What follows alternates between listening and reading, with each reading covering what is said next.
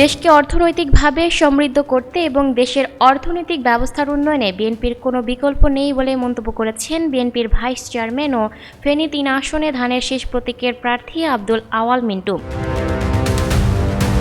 মঙ্গলবার বিকেলে নিজ নির্বাচনী এলাকা সোনাগাজী উপজেলার নবাবপুর ইউনিয়নের নাজিরপুরে আয়োজিত এক পথসভায় তিনি এসব কথা বলেন।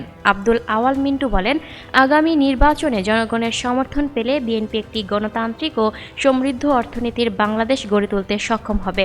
বিএনপির রাষ্ট্র পরিচালনার অভিজ্ঞতা রয়েছে উল্লেখ করে তিনি বলেন, সুযোগ পেলে বিএনপি নতুন বাংলাদেশ বিনির্মাণে কার্যকর ভূমিকা রাখতে পারবে। তিনি ভোটারদের উদ্দেশ্যে বলেন, ভয় না পেয়ে সবাই ভোট কেন্দ্রে যাবেন। আমাদের নেতা তারেক রহমান যোগ্য ও পরীক্ষিত প্রার্থীদের মনোনয়ন দিয়েছেন।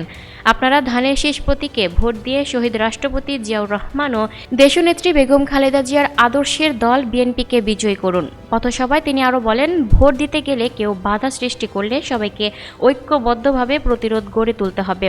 এ সময় উপস্থিত ছিলেন বিএনপির কেন্দ্রীয় নির্বাহী কমিটির সদস্য অ্যাডভোকেট শাহানা আক্তার শানু, সোনাগাজী উপজেলা বিএনপির আহ্বায়ক জয়নাল উদ্দিন বাবলু, সিনিয়র যুগ্ম আহ্বায়ক জামাল উদ্দিন সেন্টু, সদস্য সচিব সৈয়দ আলম ভূঁইয়া, উপজেলা বিএনপির সাবেক সাংগঠনিক সম্পাদক আমির উদ্দিন দোলন, পৌর বিএনপির আহ্বায়ক মঞ্জুর হোসেন বাবর, সাবেক সভাপতি আবুল মোবারক ভিপি দুলাল, সদস্য সচিব নিজামুদ্দিন, সোনাগাজী উপজেলা যুবদলের আহ্বায়ক খুরশিদ আলম ভূঁইয়া, সদস্য সচিব ইমাম হোসেন পবিন, মঙ্গলকান্দি ইউনিয়ন পরিষদের সাবেক চেয়ারম্যান দাউদুল ইসলাম মিনার, নবাবপুর ইউনিয়ন পরিষদের চেয়ারম্যান জহিরুল আলম জহির এবং বীর মুক্তিযোদ্ধা কবির আহমেদ সহ বিএনপি ও অঙ্গ সংগঠনের নেতাকর্মীরা।